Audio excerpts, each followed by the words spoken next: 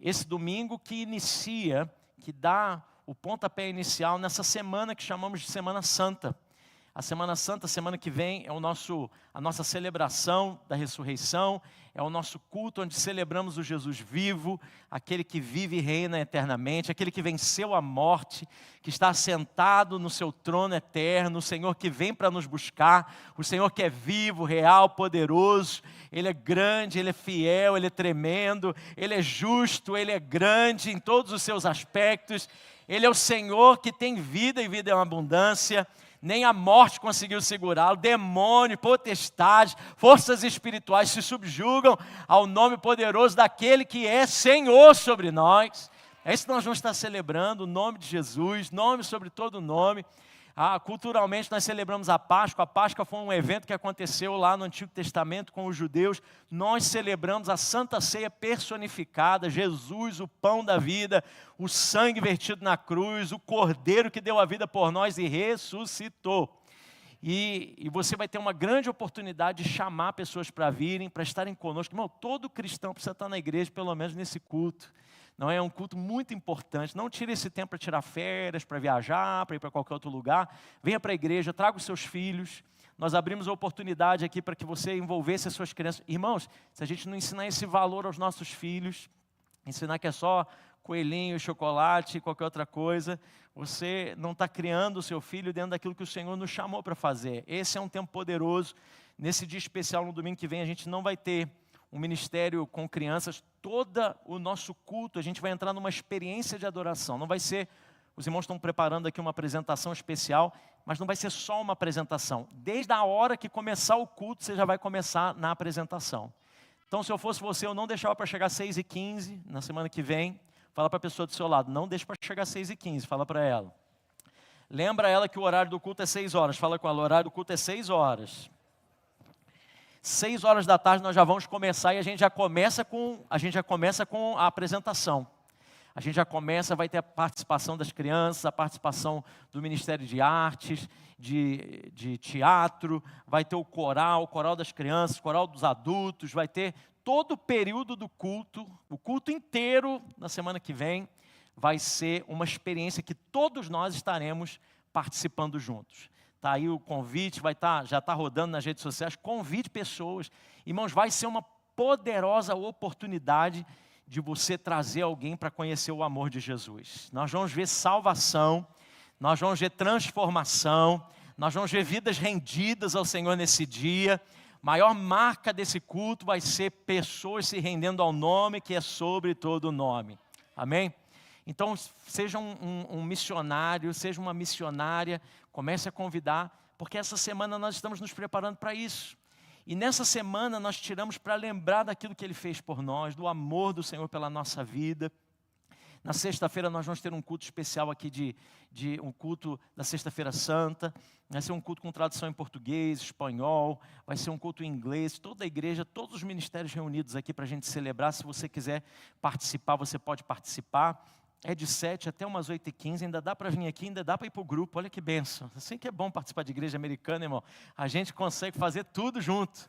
Mas, na verdade, irmãos, essa semana é uma semana tão importante, porque é a semana que eu e você devemos parar para pensar mais ativamente sobre isso. Claro que a gente faz isso todo o tempo, mas essa semana é uma semana especial, onde todo mundo para pensar sobre isso. E é uma oportunidade da gente ter. E hoje marca esse início da Semana Santa. Na palavra, você vai ver que foi aí, então, que começa o caminho da cruz, o caminho que Jesus vai percorrer para o seu sacrifício vicário, para o seu sacrifício supremo e para aquilo que o Senhor já tinha como plano de restauração e resgate da minha vida e da sua vida acontecesse. E hoje eu quero falar sobre esse fato. Hoje eu quero trazer para você uma mensagem nessa direção, falando exatamente nesse domingo de Ramos sobre esse dia, sobre essa entrada triunfal de Jesus, onde todos celebraram com ramos, com ramagens, com folhas de palmeira, e gritavam a Ele, Hosana, Hosana nas maiores alturas. E eu queria ler um texto com você, que está lá em Marcos, no capítulo 11, Marcos capítulo 11, essa entrada triunfal você vai achar em todos os evangelhos, fala da entrada triunfal de Jesus. Mas eu quero me reter ao texto que está em Marcos, no capítulo 11, do versículo 1 ao versículo 11. Porque essa entrada triunfal de Jesus, ela fala a respeito de expectativas. Expectativas que Deus estava ajustando no seu povo. E hoje nós vamos ajustar as nossas expectativas também. Marcos 11, do versículo 1 ao versículo 11. O tema daquilo que eu quero trazer para você é quando Deus ajusta as nossas expectativas. Vamos ler a palavra do Senhor? Diz assim, versículo 1. Quando se aproximaram de Jerusalém e chegaram a Betfagé e Betânia, perto do Monte das Oliveiras, Jesus enviou 2 dos seus discípulos, dizendo-lhes, vão ao povoado que está diante de vocês. Logo que entrarem, encontrarão um jumentinho amarrado, no qual ninguém jamais montou. Desamarrem-no e tragam-no aqui. Se alguém lhes perguntar, por que vocês estão fazendo isso? Digam-lhe, o Senhor precisa dele e logo o devolverá. E eles foram e encontraram um jumentinho na rua, amarrado a um portão. Enquanto o desamarravam, alguns dos que ali estavam lhes perguntaram, o que vocês estão fazendo desamarrando esse jumentinho? E os discípulos responderam como Jesus lhe tinha dito, e eles os deixaram ir. E trouxeram o jumentinho a Jesus, puseram sobre ele os seus mantos, e Jesus montou. E muitos estenderam seus mantos pelo caminho, outros espalharam ramos que haviam cortado nos campos. Por isso que chamamos domingo de ramos, bem aí. Os que iam adiante dele e os que seguiam gritavam, Hosana, bendito é o que vem em nome do Senhor. Bendito é o rei vindouro do nosso pai Davi, Hosana nas alturas. E Jesus entrou em Jerusalém e dirigiu-se ao templo e observou tudo à sua volta.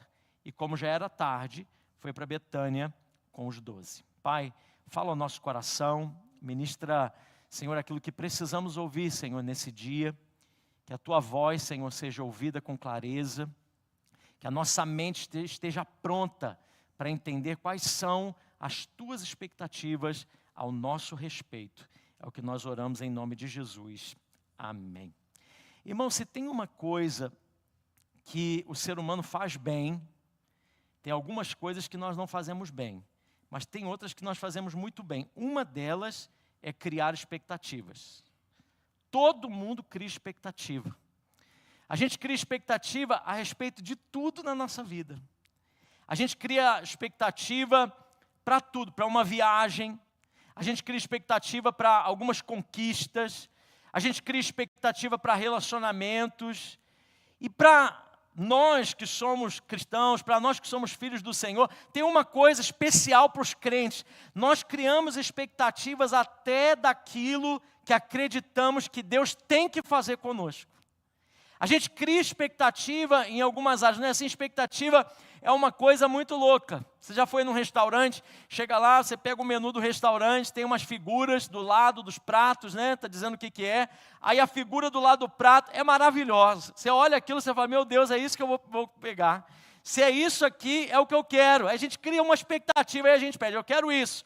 Quando chega, você fala, meu Deus, onde que foi parar tudo aquilo que eu vi no menu, não é? A gente cria expectativa e logo ela passa, não é? Ou então quando você vai nessas lojas tipo a IKEA, você chega lá e vê, não, eu quero esse móvel. A expectativa é ter esse móvel, mas quando chega a caixa, irmão, são 835.950 peças. Mais os parafusos e um manual que só tem figura e seta, você não sabe nem o que fazer. Tem nem nada escrito. E aí você vai dizer, meu Deus, eu queria que já viesse pronto. Mas o processo, às vezes as nossas expectativas não são supridas. Na vida espiritual é bem assim, irmãos. A gente acha que com Deus, muitas vezes, é só a gente apertar os botões certos e algumas coisas acontecem. A gente crê que a vida espiritual é muitas vezes, com toda a simplicidade da palavra, é toma lá e dá cá.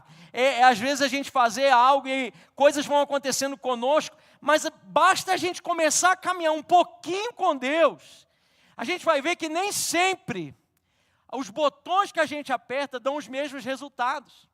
Nem sempre, irmãos, porque eu sirvo a Deus com fidelidade, eu não vou passar problemas financeiros. Nem sempre porque eu estou criando a minha família na casa do Senhor, eu às vezes não testemunho um casamento que não deu certo. Eu nem sempre vou ver que, quando eu tenho uma expectativa a respeito de uma liderança espiritual, de pessoas que vão me atender, e na hora que eu mais preciso, eu me vejo sozinho. Aí eu começo a pensar, meu Deus, não é bem assim. Eu não me alistei para esse tipo de coisa. Eu achei que tudo poderia ser maravilhoso. A maneira com que eu vou fazer é a maneira que vai me dar resultado. E a gente vai vivendo uma vida com Deus que muitas vezes, irmãos, as nossas frustrações não vêm de coisas que acontecem na verdade. A nossa frustração, ela passa a existir daquilo que imaginamos que deveria ter acontecido. A nossa frustração nem é sempre aquilo que realmente está acontecendo. A nossa frustração é das coisas que eu pensei. Porque a expectativa cria uma versão antecipada da realidade. E quando a realidade não se curva à expectativa, quando elas não se alinham, aí que nós ficamos frustrados. E isso, irmãos, se torna mais sério quando envolve o nosso relacionamento com Deus. Porque muitas vezes o nosso problema não é falta de fé. A gente crê que Deus pode fazer. A gente crê que Deus já fez e Ele vai fazer de novo. A gente profetiza, a gente clama, a gente ora, a gente busca Deus, mas muitas vezes a nossa fé é uma fé construída sobre expectativas erradas. A nossa fé não está sendo construída no lugar que deveria ser construída. A nossa fé está sendo construída nas expectativas que nós colocamos a respeito de algo. E aí, irmãos, você não sofre só porque Deus demora, você sofre porque já tinha decidido como que Deus deveria agir. Então o sofrimento não é o tempo da espera, o sofrimento é que você achava que já está esperando demais. Que na sua cabeça, nesse momento da sua vida, você não podia mais estar passando o que você está passando. Que nessa altura do seu relacionamento com Deus, no seu gabarito, no seu currículo, na carteirinha de crente que nós acumulamos, nos pontos que a gente vai tendo com Deus, eu não podia estar passando o que eu estou passando. Porque eu criei essa expectativa dentro de mim. E é exatamente isso que Marcos 11 e os outros textos da entrada triunfal de Jesus vão nos mostrar. As expectativas de que eu não poderia ter um filho especial, o meu casamento tinha que ser sempre certeiro, a minha vida tinha que prosperar no nível que eu acho que eu deveria, os resultados do processo que eu estou vivendo tinham que ser favoráveis, porque eu fiz tudo certo. E na verdade, irmãos, as expectativas, elas precisam existir, mas elas precisam estar firmadas naquilo que é a verdade. Sabe, irmãos, Marcos 11 vai trazer para nós um povo cheio de expectativas. E eles estão com expectativas de que agora sim, agora vai.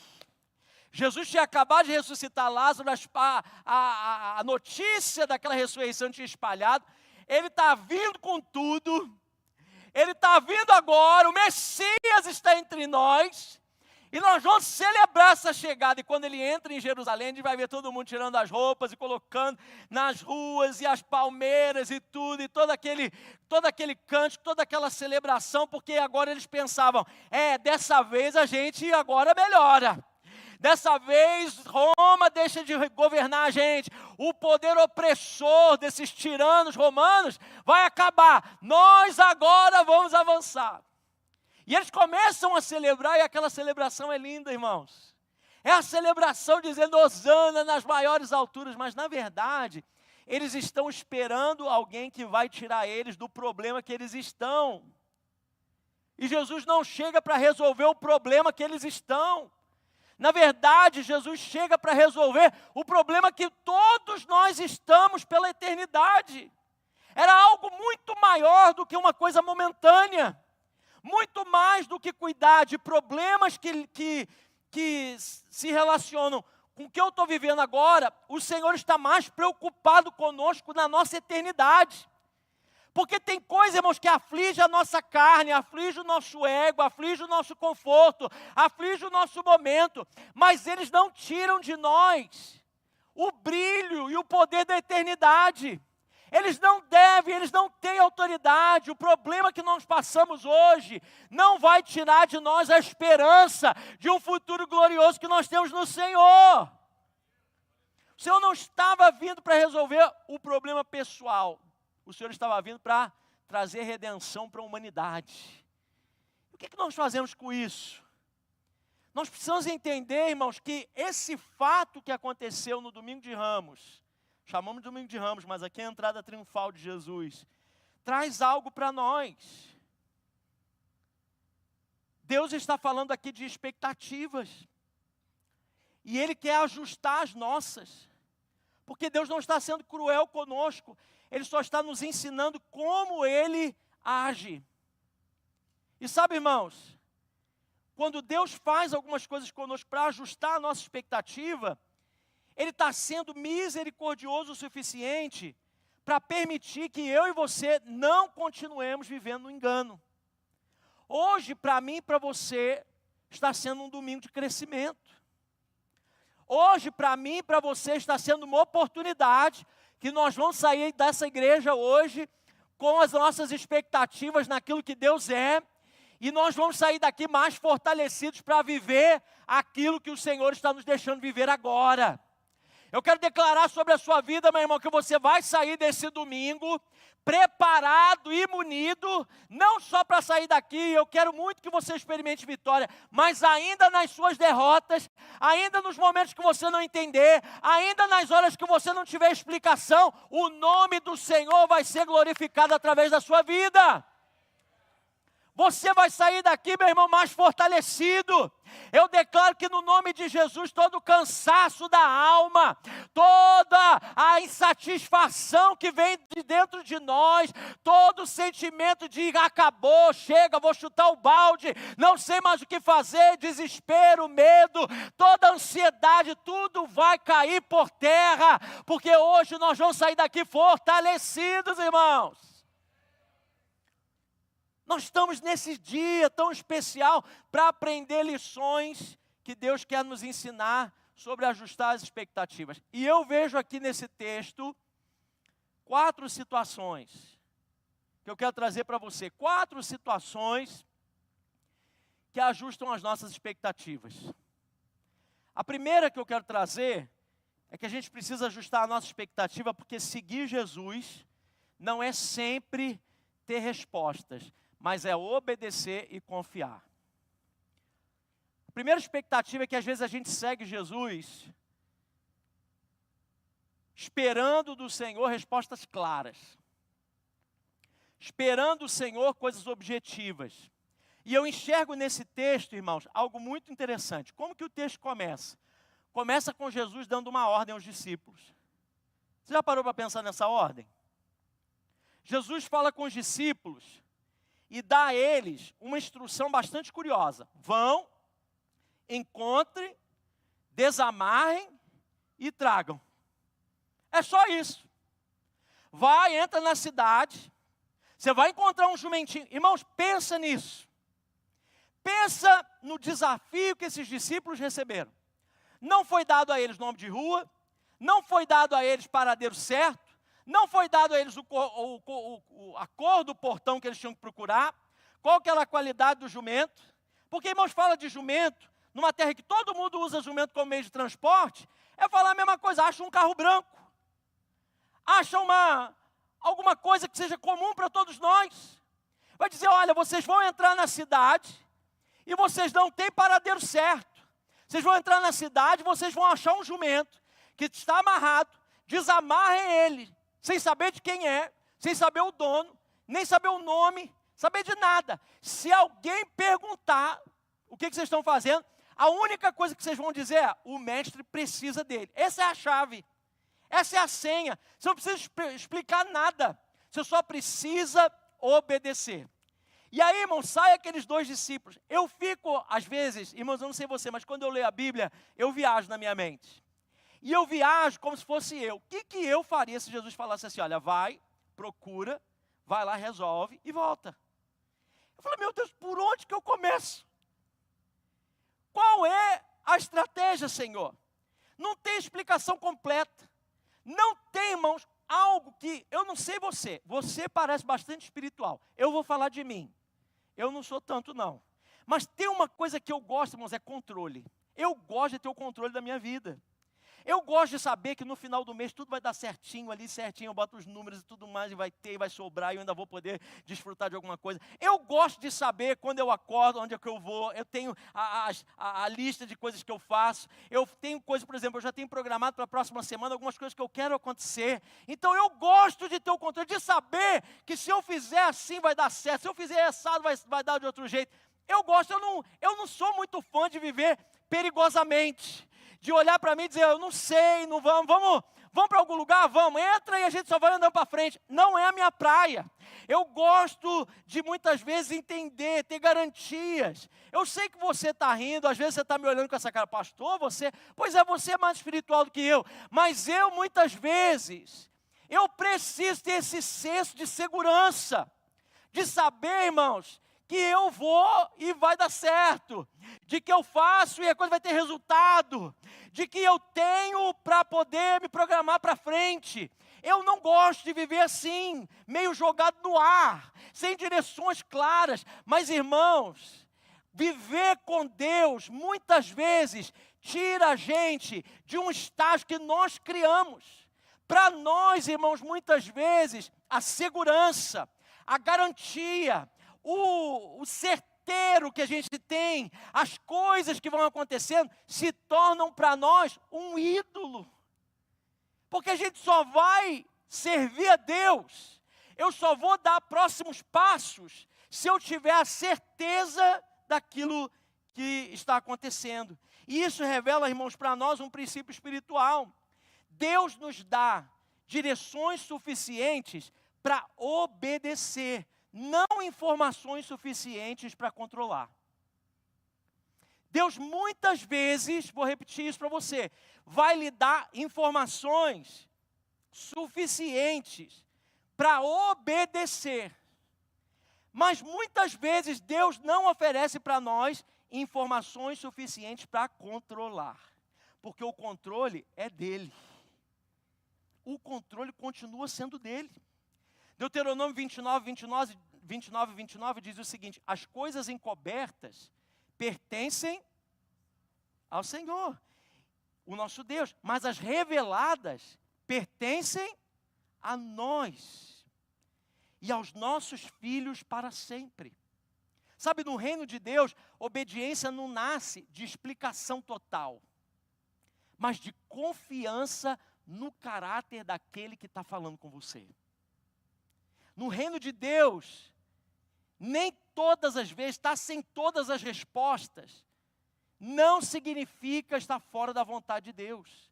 Porque tem algo, um fator primordial de quem anda com Deus, que é dependência. E dependência não é um estágio inferior da vida espiritual. Na verdade, dependência é o ambiente normal do discipulado. Depender de Deus, depender das coisas do Senhor, e Ele vai, todas as vezes que, se você é como eu, que gosta de ter garantias, o Senhor vai trabalhar muitas vezes tirando de nós o chão de debaixo do nosso pé, para a gente entender que dependência faz parte do nosso currículo como cristão.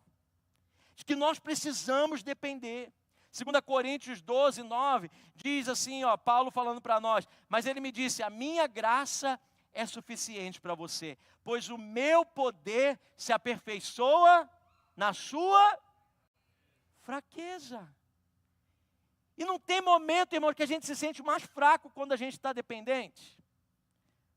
Não tem um momento que a gente se sente mais debilitado, sem rumo, sem saber o que fazer. Dependência é a gente, eu eu não sei falar, eu não sei agir, eu não tenho para onde correr, eu não tenho para onde ir, eu não tenho quem me ajude, eu não sei o que fazer. Você se sente fraco, aí vem o Senhor olhando para você nessa noite e dizendo assim: não se preocupe, porque a minha graça te basta. E o meu poder se aperfeiçoa é quando você está aí nesse estágio. Então, meu irmão, você pode glorificar o nome do Senhor, porque é nesse estágio da sua vida é que o poder de Deus se aperfeiçoa. É quando eu estou fraco, é aí que eu estou forte. É quando eu não tenho respostas, é aí que eu entendo que eu preciso avançar. Quem segue Jesus aprende que andar por direção é mais necessário do que andar só por domínio. A gente às vezes quer andar com o Senhor por domínio. Muitas vezes, irmãos, a gente quer que Deus confirme tudo antes da gente obedecer. Tem gente aqui estagnado em algumas áreas da sua vida. Eu gostei do que o pastor Anderson falou aqui. Tem ofertas, tem coisas, tem recursos, tem coisas que Deus está pedindo de você, que enquanto você não confiar e liberar, coisas extraordinárias não acontecem na sua vida.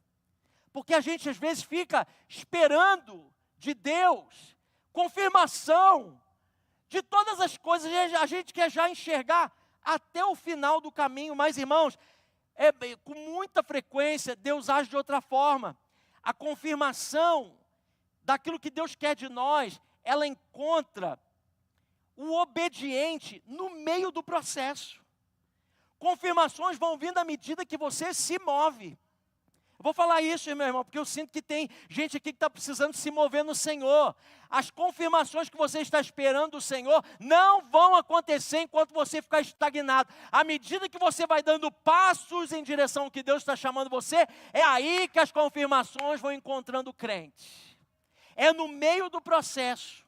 Por quê, irmãos? Porque os discípulos, eles não eram protagonistas aqui da cena. Eles eram apenas participantes, obedientes de um plano maior, como nós não somos protagonistas. É isso que acontece conosco também. Parte da nossa luta espiritual nasce, irmãos, do simples fato de que a gente ainda quer ser administrador da nossa própria história. A gente quer ser o autor da nossa própria existência. A gente quer dar o fim às coisas porque a gente acha que tem que ser desse jeito. A gente quer seguir Jesus, mas mantendo a ilusão do controle. Só que no discipulado real, algo começa a mexer dentro de nós. O controle começa a deixar de ser um ídolo na nossa vida. Enquanto você não entender isso, irmãos, você vai ter que sofrer. Desculpa trazer essa notícia para você. Desculpa ter que te dar essa notícia em pleno domingo de Ramos, mas enquanto você não aprender, algumas coisas vão continuar testando você. E tem gente que fala assim: pastor, é uma luta atrás da outra. Vai continuar sendo enquanto você não aprender. É um teste atrás do outro. Vai continuar sendo, até o Senhor te levar naquele lugar. Só quem já esteve naquele lugar, irmãos, de total dependência de Deus, onde você perde tudo. Onde você perde o eixo de todas as coisas. E aí você se vê sozinho agora, desesperado pelos resultados que podem acontecer com aquela situação. E aí você entende, o Senhor senta do teu lado e diz assim: agora vamos junto? Vamos construir junto? Você está disposto? Aquele versículo que fala assim, sem mim, nada vocês vão poder fazer. Você já viveu esse versículo na pele? Porque tem gente que ainda não chegou nesse ponto. Sem mim, nada vocês podem fazer. Porque tem coisa que a gente ainda pode fazer sem Jesus. Tem alguns aspectos da nossa vida que a gente acha que a gente pode fazer sem Ele. Que a gente pode dar conta. E uma vez, irmãos, que a gente passa por aqueles momentos que a gente entende, nesse nível de dependência, a gente pensa assim, até quando as coisas estão boas, a gente pensa assim, eu não vou tomar decisão nenhuma, eu não vou fazer nada. Sabe por quê? Porque sem Cristo eu não posso fazer nada. Às vezes até fazendo uma decisão certa, eu estou fazendo errado, e aí eu vou ter que voltar e refazer tudo de novo. Então eu vou depender do Senhor. Eu vou buscar uma dependência. Irmãos, quem espera confirmação total para obedecer, talvez nunca saia do lugar. Mas quem obedece, descobre no caminho que Jesus tinha preparado tudo.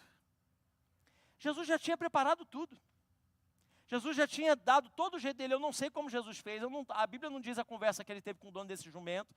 A Bíblia não fala nada, mas uma coisa já estava certa. Jesus já tinha preparado tudo. Era só o fato deles saírem de onde eles estavam e ir em direção àquilo que o Senhor estava pedindo. Muitas vezes o Senhor não nos mostra tudo, irmãos. Porque se Ele mostrasse, a nossa tendência seria confiar mais no mapa do que nele. Então Deus, na sua sabedoria, nos dá a palavra necessária para o próximo passo e nos convida a amadurecer nesse processo. Ele diz assim, se alguém perguntar alguma coisa, é isso que você vai responder. Você não precisa explicar nada. Você só precisa ter uma direção. Meu irmão, eu creio que no nome de Jesus o Senhor te trouxe aqui nessa noite para receber direção. Tem coisa que vai acontecer na sua vida e alguém vai dizer, mas por que você está fazendo? Eu não sei, o mestre está pedindo isso. Eu não sei por que eu estou vivendo assim, mas é Jesus que está pedindo isso de mim. Eu não sei por que isso está acontecendo, mas o mestre quer isso de mim. Eu não sei por que isso vai dar no que vai dar, mas o Senhor está pedindo isso e eu vou obedecer porque Ele já preparou tudo. Ao longo da Bíblia, irmãos, Deus sempre chama pessoas para obedecer antes de entender.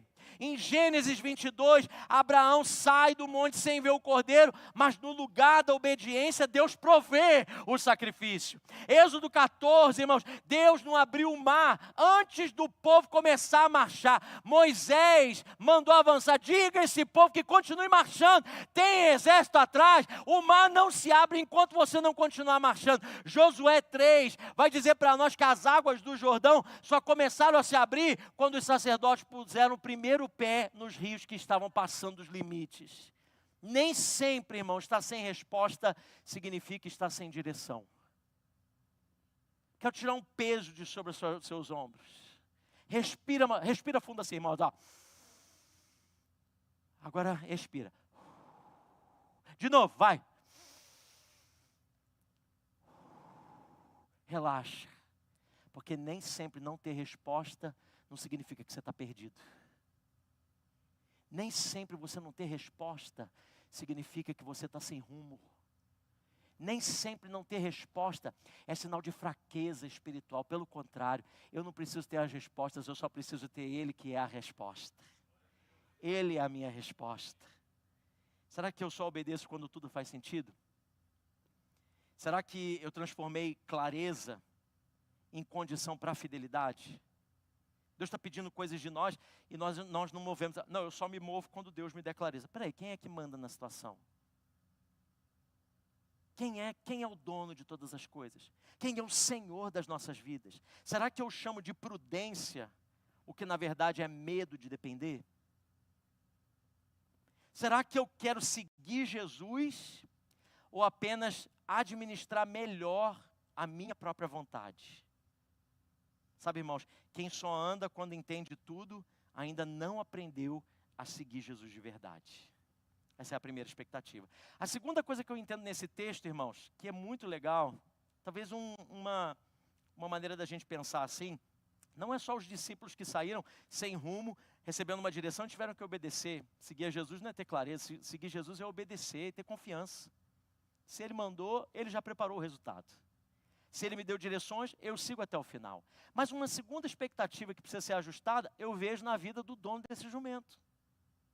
Você já pensou nesse cara? Você já pensou no dono desse jumentinho? O meu segundo ponto é que servir Jesus sempre envolve entrega. Não existe discipulado sem renúncia. Não existe servir Jesus sem ter que abrir mão de algo. Não existe, irmãos. Todas as vezes que você for chamado para caminhar com Jesus, você vai ter que fazer escolhas. Você vai ter que ou seguir o teu rumo e fazer do seu jeito, ou obedecer ao Senhor e abrir mão de algumas coisas que você acha que são vitais para você. O dono desse jumentinho é um personagem anônimo, mas ele tem uma resposta extraordinária. Por quê? Porque ele não negocia, ele não questiona, ele simplesmente solta. Porque no reino de Deus, servir nunca é neutro. Servir sempre envolve uma entrega. Se Jesus é Senhor, se Deus é o Senhor da minha vida, se Jesus é o Senhor e Salvador da minha existência, tudo já é dele. O Salmo 24:1 diz, do Senhor é a terra e tudo que nela existe, o mundo e os que nele vivem. Deus, irmãos, não precisa das nossas coisas para ser Deus, mas Ele escolhe usar o que você entrega para cumprir propósitos dele aqui na terra. Você sabe disso? Que tem coisas da nossa existência que, quando liberadas para Deus, cumprem propósitos tremendos. 1 Crônicas 29, 14, diz assim: mas quem sou eu e quem é o meu povo para que pudéssemos dar voluntariamente essas coisas? Tudo, vamos falar isso juntos? Tudo vem de ti, e nós apenas te demos o que vem das tuas mãos. Não tem nada que você possa liberar para o Senhor que Ele já não tenha, mas Ele escolhe pedir coisas de você. Ele escolhe pedir, irmãos, porque discipulado sem renúncia não existe. Vida com Deus sem abrir mão de algo não é vida com Deus. Não tem essa expectativa de que você vai servir o Senhor quando dá. Você vai servir o Senhor quando você tiver tempo. Você vai servir o Senhor quando a tua vida estiver toda acertada. Eu sento com pessoas sempre, irmãos, quando a pessoa diz assim: eu não estou tendo tempo com Deus, eu não estou tendo tempo para Deus, então eu não posso servir. Tem gente que usa até desculpas assim: olha, não, a Bíblia diz que a gente não pode ser frio, que a gente precisa ser frio ou quente, a gente não pode ser morno. Já que eu não posso fazer por completo, então é melhor não fazer. Então, ao invés de ser quente, você escolhe ser frio. Então, já que você não pode ser quente, e se esforçar para isso, e abrir mão de coisas para mostrar que você está interessado naquilo que é certo, você, para não ser morno, você prefere ser frio. Para servir a Deus pela metade, você prefere não servir por completo. Para não entregar nem o que você tem, você prefere rejeitar o que você poderia fazer. Pense sobre isso, irmãos. Nós estamos num tempo onde a nossa posição com Deus, ela é medida no conforto que eu vou ter. Então, qual é o resultado? Qual é o benefício de eu estar fazendo isso? Como que eu estou sendo retribuído? O que tem para mim quando eu faço o que eu estou fazendo? Porque quando não tem, a gente mede por isso. E seria esse o modo, a maneira correta de medirmos o nosso serviço para Deus? Sabe, irmãos, Deus, lá em Lucas capítulo 14, versículo 33, Jesus diz assim: olha, da mesma forma, qualquer de vocês que não renunciar a tudo o quê? Tudo o que, irmão, não sou eu falando isso, não é a igreja Focal Point pregando isso na sua cabeça, isso não é teoria de homens, isso é a voz de Jesus, foi o Senhor Jesus que disse isso. Ele diz assim, da mesma forma, qualquer de vocês que não renunciar a, não, lê aí, irmão, por favor, renunciar o quê? O que possui. Pensa na sua vida. Pensa na sua vida. Pensa em tudo que você possui. Irmãos, ele está dizendo que quem não renunciar não pode ser meu discípulo. Irmãos, isso tem peso ou não tem isso, irmãos? Vamos ser sinceros? Os irmãos estão olhando para mim com cara de assustado. Vamos lá. E aí, pastor, então não sobra ninguém. Foi isso que os discípulos disseram. Então não sobra ninguém. Quem que vai sobrar? Você tinha que abrir mão de tudo. E aí, o que a gente faz? O que a gente faz com isso, irmãos? A gente decide não ser discípulo para ficar agarrando o que a gente tem? Porque a gente tem que ter escolhas. A vida com Deus é feita de escolhas. O dono dos jumentinhos nos ensina algo simples. Parece que até que no momento a gente nem presta atenção nele, mas é algo profundo. Quando Jesus pede, a gente precisa estar pronto para soltar. Isso não está dizendo que você não precisa ter. Você pode ter. A questão chega quando a gente precisa abrir mão. Você pode ter tudo. O problema, irmãos, é que às vezes a gente está construindo para ter muito. E quando a gente está construindo para ter muito, a gente vai se colocando tão lá em cima, que quando o Senhor começa a pedir, dói mais. Eu não estou fazendo apologia de que você não possa ter muito. O que eu estou fazendo apologia é que você precisa ter a mesma disposição de dar do que de acumular. A mesma disposição de adquirir precisa ser a mesma postura de entregar. Agora, o que o Senhor está pedindo de você? Tem gente, irmãos, que não consegue entregar, o Senhor está pedindo mais tempo. Tem gente que tem medo. Tem medo de se entregar. Medo de abrir mão. Medo de perder. Irmãos, presta atenção.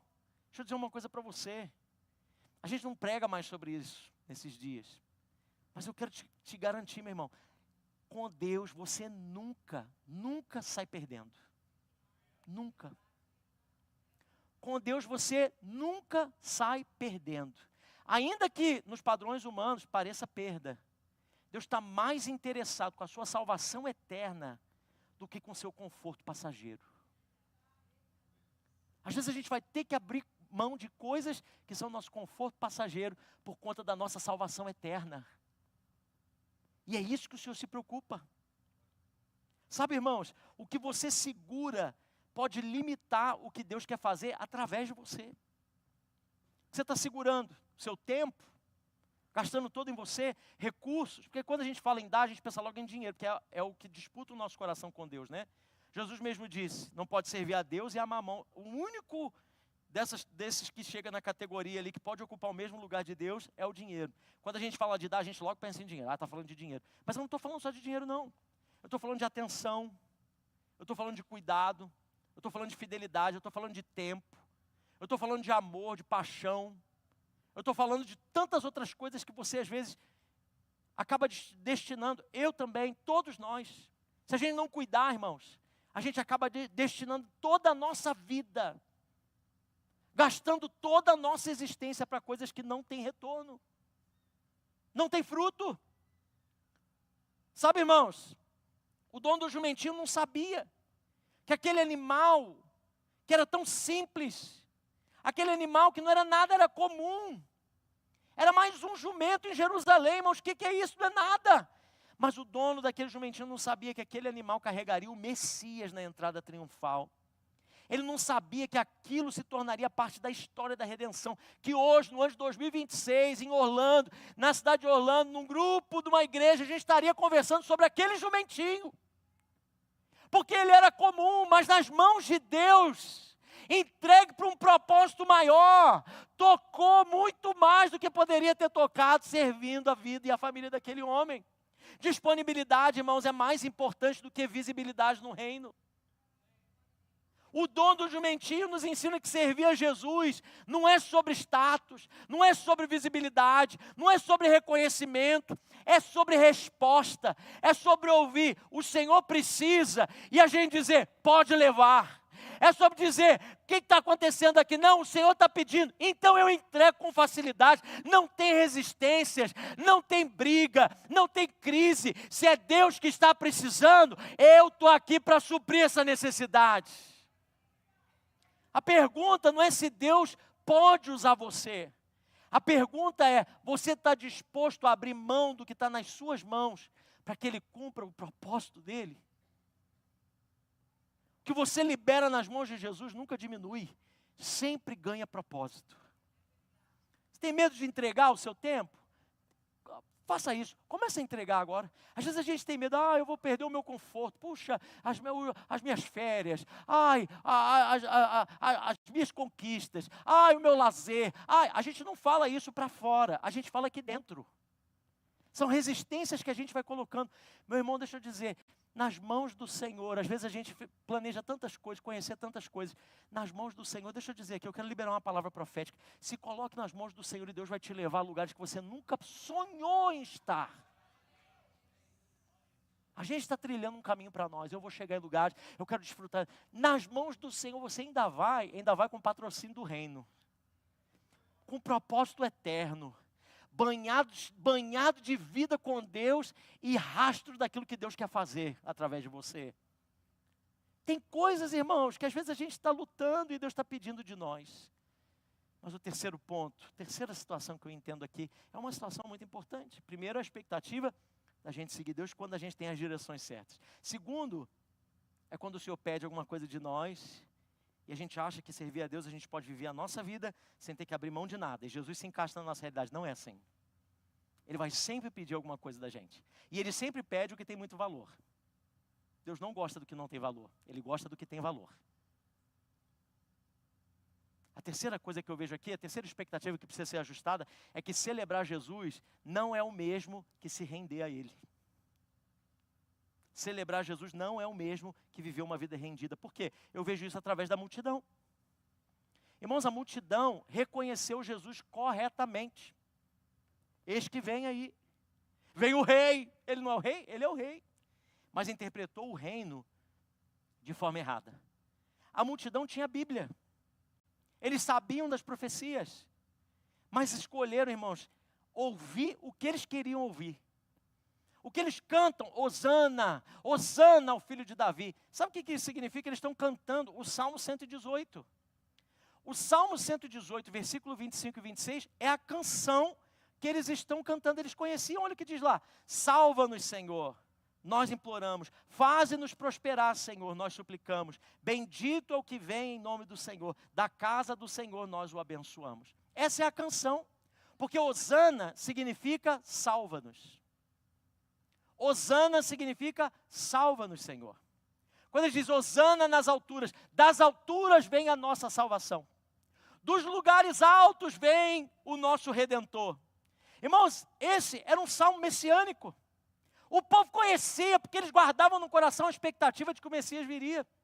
Eles conheciam a palavra, eles sabiam as escrituras, eles sabiam das promessas. Eles estavam tecnicamente dizendo as palavras certas. Mas eles cometeram um grande erro que talvez muitos de nós cometemos também na igreja de hoje. Presta atenção, você está prestando atenção em mim ainda aqui? Está comigo ainda? Posso continuar ou não, irmãos? Então eu vou continuar. Eles começaram a ser seletivos naquilo que eles queriam ouvir de Deus. Eles começaram a ser seletivos. Você já viu aquela caixinha de promessa? Já viu a caixinha de promessa? Já viu, pastor, a caixinha de promessa? Antigo, né? Mas tem gente que tem vários modelos. Tem um jarrinho que tem uns negocinhos enroladinhos. Tem umas outras coisinhas que tem. Aí você tira o quê? Só tem versículo ali de coisa boa, não é? Só promessa. Só as promessas. A gente tira ali, só tem coisa boa. O Senhor é contigo. É igual aqueles biscoitos de comida chinesa, né? Nunca tem uma frase ruim. Se aparece uma frase ruim, a gente pega outra. Essa semana a gente foi comer, fomos no Panda Express. Aí chegou lá, cada um ganhou um biscoito. Aí nós falamos, Senhor, o que manda na nossa vida é a tua voz e a Bíblia, mas vamos ver o que diz. Aí abrimos, aí no meu estava escrito assim, alguém está pensando em você positivamente. Olha que lindo, irmãos. A da Júlia estava escrito assim, com beleza e trabalho você vai longe. Olha, irmãos. Gente, isso é maravilhoso. Isso é para dar glória a Deus. Às vezes a gente na palavra, na nossa vida com Deus, a gente começa a ser assim com o Senhor também. A gente vai selecionando algumas coisas.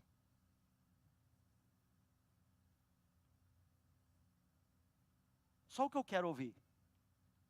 Quando a gente bota uma coisa na nossa cabeça que a gente quer fazer, irmãos. Tem gente, irmãos, deixa eu dizer uma coisa para você. Vamos falar a verdade.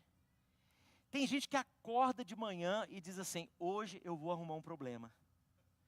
Eu vou arrumar um problema hoje. Não é possível, irmãos. Tem gente que fala isso, hoje eu estou para o crime. Hoje eu estou para fazer uma coisa errada. Amarra ele. Mas você pode amarrar, acorrentar com qualquer coisa, você pode fazer qualquer coisa, mas quando colocou aqui na cabeça... Claro, eu estou falando de um jeito muito jocoso, né? Muito de brincadeira, mas... Às vezes a gente põe isso no nosso coração. Tem que ser desse jeito. Eu vou fazer desse jeito. E a gente começa a querer respaldo de Deus nas coisas que a gente está fazendo. E a gente adora a Deus, porque Ele vai prover para mim aquilo que eu quero. E a gente diz, Hosana, porque o Senhor é rei. Mas é rei se fizer aquilo, Senhor, aquela coisinha, hein? Aquela coisa que eu estou precisando do Senhor, o Senhor sabe, o Senhor está aqui. Mas olha, irmão, se você voltar um pouquinho, não está aí nas suas notas, mas eu acho interessante, eu estava falando isso da mesa do almoço hoje com as crianças, eu preguei para eles. Lá em casa, eu sempre prego para meus filhos antes para ver, porque criança é bem verdadeiro, né? Se tiver ruim, eles já logo falam, eu vou lá e conserto, né? Mas a gente estava conversando sobre a palavra hoje no almoço, e aí eu cheguei em Marcos 10, 32 a 34, que é bem antes de Jesus entrar em Jerusalém, a gente leu 11. Mas no finalzinho do capítulo 10, Jesus reúne os discípulos e fala para eles assim, olha, 10, 32 até o 34. Diz assim, eles estavam subindo para Jerusalém e Jesus ia à frente. Olha, irmãos, presta atenção nisso. Os discípulos estavam admirados, enquanto os que os seguiam estavam com medo. E novamente Jesus chamou os 12 à parte e disse todas as coisas que iam acontecer. Olha o que Jesus diz para eles no versículo 33. Nós estamos subindo para Jerusalém. Está prestando atenção? E ele está dizendo para os discípulos, o Filho do Homem será entregue aos chefes dos sacerdotes e aos mestres da lei. Eles vão condenar à morte, está falando de si mesmo, e vão entregá-lo aos gentios, que zombarão dele, cuspirão nele, açoitarão e o matarão. 3 dias depois, ele vai ressuscitar. E eles entraram em Jerusalém. Irmãos, tem como ser mais claro do que isso que Jesus falou para eles? Tem como ser mais claro? Você entendeu? Jesus, antes de entrar em Jerusalém, chama os 12 e fala assim, gente, olha só, o negócio é o seguinte, vamos juntar aqui. Presta atenção, olha para mim, olha aqui em mim. O Filho do Homem vai entrar em Jerusalém. Os mestres da lei vão me entregar para os gentios. Eu vou ser açoitado, zombado, cuspido. Eles vão me surrar, me levar à morte. Eu vou morrer. Nós estamos entrando aqui, mas eu vou morrer. Mas 3 dias depois, eu vou ressuscitar. Aí quando ele entra em Jerusalém, o que eles fazem? Hosana, chegou o nosso rei! Ah, ele vai vir, ele vai libertar Israel, ele vai fazer tanta coisa, ele vai ser o nosso rei. Ele vai... Irmão, peraí, ele acabou de dizer isso. Você já experimentou isso na sua vida? Às vezes Deus está falando, está gritando, está sendo claro com você. Está te dando todas as dicas que você precisava, todos os versículos, todas as direções, daquilo que você precisa ajustar, dizendo para você, vai chegar, esse problema aí vai dar esse resultado. Se você não... E a gente está assim, não, mas eu creio que Deus vai fazer. Eu creio que o meu pai é fiel. E o pai está dizendo, não, eu sou fiel sim. Mas eu estou te dizendo que isso vai dar problema. Que se você continuar nesse caminho, faz um plano aqui, se prepara, porque quando isso acontecer, você já tem que estar firmado aqui. Aí as promessas que ele vai liberando não é para resolver o problema. As promessas que ele vai liberando é para te dar sustento, quando o resultado que você não está esperando, que você não quer ouvir, chegar na sua vida. E aí ele está te dando munição, fortalecimento, e a gente pega aquilo tudo e coloca na expectativa que a gente tinha. Eu quero que Deus faça desse jeito, e Ele é fiel. E o Senhor está dizendo, peraí, eu quero falar com você. Ele fala, não precisa falar não, a gente até repreende, Deus está falando. Eu vou fazer, olha, vai dar um problema. Isso aqui vai dar em propósito, mas vai ter que ter sofrimento, vai passar por isso. Está repreendido no teu próprio nome, Jesus. Não, eu não aceito essa palavra. Isso aí não pode acontecer. Porque o Senhor é fiel, e Deus é justo, e Deus é bom. E Deus está dizendo, irmãos, presta atenção. A multidão está aqui, porque eles não estavam sem revelação. Eles só estavam seletivos na revelação que eles queriam ouvir. João 5, 39, 40, Jesus diz o seguinte, vocês estudam cuidadosamente as Escrituras, porque pensam que nelas vocês têm a vida eterna. E são as Escrituras que testemunham ao meu respeito.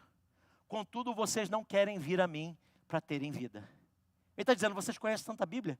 A Bíblia aponta para mim. Vocês querem conhecimento, mas o conhecimento leva a mim. Eu sou a Bíblia e eu. Isaías 29, 13, depois em Mateus 15, Jesus vai citar isso aqui de novo, mas ele diz assim, o Senhor diz, esse povo se aproxima de mim com boca e me honra com os lábios. Mas o seu o que, irmãos? Coração está longe de mim. O seu coração está longe de mim. A adoração que me presta é feita só de regras ensinadas por homens. Sabe, irmãos, é possível a gente usar uma linguagem espiritual com expectativas carnais. Isso revela uma tensão profunda. A mesma oração que a gente faz pode ter intenções diferentes no coração humano e no plano de Deus. O povo queria alívio imediato, mas Jesus veio para trazer redenção eterna. Eles queriam mudança externa e Jesus veio para mudar a condição interna. Sabia que você pode pedir a coisa certa pelo motivo errado? Tiago 4,3 diz, quando pedem, não recebem. Por quê? Para quê?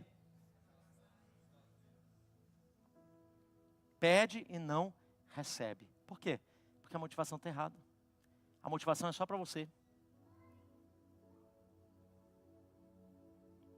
Quando Deus não corresponde ao que a gente espera, o nosso coração é revelado. Nosso coração é só revelado quando Deus não responde da maneira que a gente esperava. Você já viu?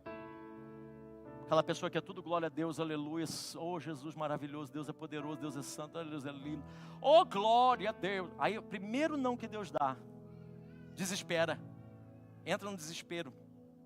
Espera aí, em quem você confia? Alguns dias depois, aquele mesmo povo que gritava Hosana, em Marcos 15, 13, é o mesmo povo que diz para ele o quê? Crucifica. A mesma multidão que dizia Hosana, é o mesmo que diz crucifica. Por quê? Porque uma fé baseada em expectativa frágil não sustenta um discipulado verdadeiro. A gente pode criar uma versão de Jesus que atende os nossos desejos, mas não é a revelação da verdade. E por último, irmãos, qual a expectativa que a gente precisa ajustar? Pastor, tem mais expectativa? Tem mais. Tem o dos discípulos, tem o do dono do jumento, tem a da multidão e tem a minha e a sua. Algo curioso que acontece no capítulo 11, é no versículo 11, quando diz que Jesus passa por aquela procissão, clamando, gritando, celebrando, alegrando, estava tudo lindo, e Jesus vai para o templo. E é engraçado que em Lucas 19, quando ele chega lá, ele olha e Jesus chora. Quando ele olha Jerusalém, o estado espiritual,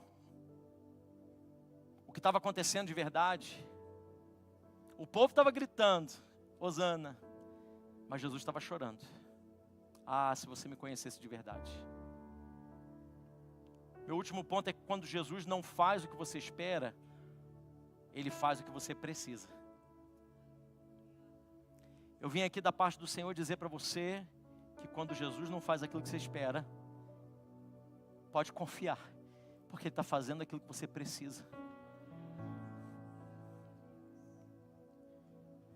Sabe, irmãos, Jesus não se impressiona com a superfície.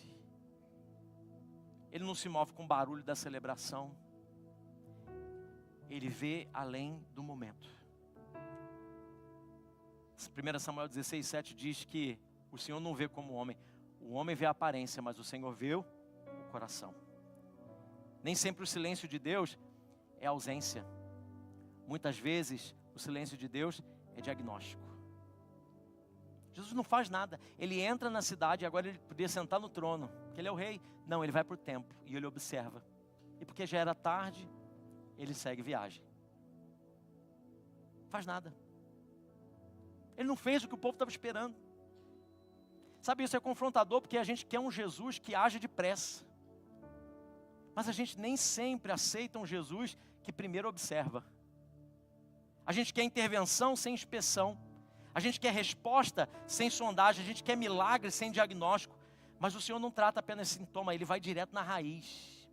Porque antes de tocar, presta atenção nisso que o Senhor está falando aqui nessa noite, irmãos. Antes de trocar em estruturas externas, Ele olha o templo. Antes de resolver o que a gente pede, Ele decide discernir aquilo que a gente está evitando mostrar. Tem coisa dentro de nós que a gente não mostra. Às vezes a gente pergunta, para nós mesmos, por que Deus ainda não fez alguma coisa? E a resposta para nós pode ser, porque Ele está tratando algo mais profundo daquilo que a gente imagina. Nem a gente sabe, nem a gente consegue ver. Não foi assim que Ele fez? Olha o que Ele vai fazer no capítulo 11, eu quero terminar com isso. Ele entra em Jerusalém, tem aquela procissão, todo mundo gritando, é o rei que vem, bendito é o que vem em nome do Senhor, aleluia. Ele vai e senta no templo e observa e chora, porque é ver o estado deles. E na manhã seguinte, ele vai, está em rumo à cruz. Ele está ensinando algo para nós. Ele vai e passa por uma figueira, e aquela figueira não tem fruto. Era cedo de manhã, não era nem estação dela dar fruto. Mas quando ele vê que ela não tem fruto, ela diz, procurou fruto nela porque estava com fome. Não tinha fruto. Ele olha para a figueira e diz o quê? Nunca mais ninguém coma fruto de ti. E na hora a figueira murcha e acaba. Jesus está dizendo algo para nós. Ele segue em direção ao templo, chega lá. Aquele Jesus que a gente está acostumado, fofinho, não é mais esse. Ele agora tem um propósito, Ele está mostrando para nós o que Ele quer mexer. Ele chega lá, está cheio de vendilhão do templo. Ele chega lá e começa a virar as mesas tudo e diz, minha casa não vai ser covil de ladrão, porque essa casa aqui é casa de oração. Sabe, irmãos, às vezes a gente está esperando Jesus agir de um jeito, mas na verdade Ele está mexendo em áreas de dentro do nosso coração, que a gente não está nem imaginando. Se a gente tão somente se deixasse ser trabalhado pelo Senhor, que a sequência aqui é clara, Ele observa, Ele expõe a esterilidade, Ele confronta o desalinhamento. E o maior perigo espiritual não é estar longe de Deus.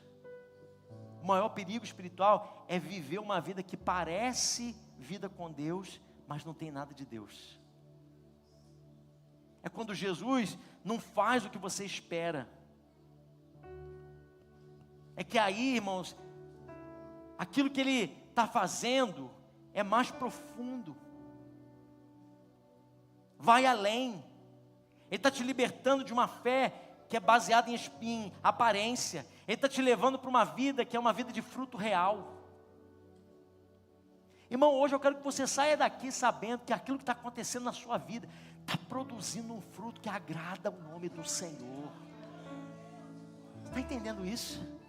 Que às vezes dos teus olhos caem lágrimas agora, por causa de uma notícia que você recebeu, por causa de um decreto que foi emitido sobre a sua vida, por causa de uma sentença que foi batido o martelo de um juiz humano, porque talvez uma porta se fechou, porque alguém foi embora, porque uma situação que você não esperava aconteceu de uma maneira tão abrupta, porque um ser amado, uma pessoa com quem você compartilhou a vida diz, eu não te quero mais, ou porque um filho disse, eu não quero mais saber nada de você, eu fecho as portas do meu coração para a tua vida. Às vezes lágrimas caem dos nossos olhos, irmãos, porque a gente não fez nada para merecer isso que a gente está vivendo. As nossas expectativas eram outras, mas nessa hora eu quero que você entenda o seguinte: Deus está alinhando coisas dentro de você que vão trazer frutos que glorificam o nome dEle de uma forma ainda muito superior àquilo que você imagina. Não abra mão. Não abra mão desse tempo. Hoje, nesse começo de Semana Santa, coloque a sua vida na presença de Jesus.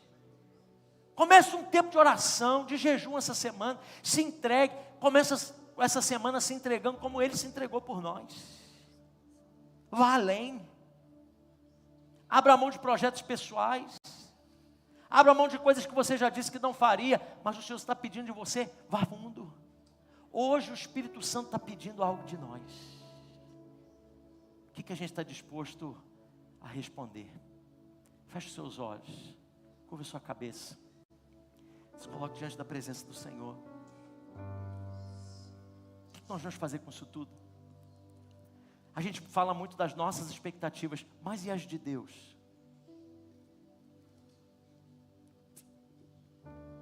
A gente fala muito daquilo que, a minha expectativa que não foi suprida, mas e a de Deus? Será que nessa noite, a expectativa que Deus tinha para esse culto está sendo suprida na sua vida?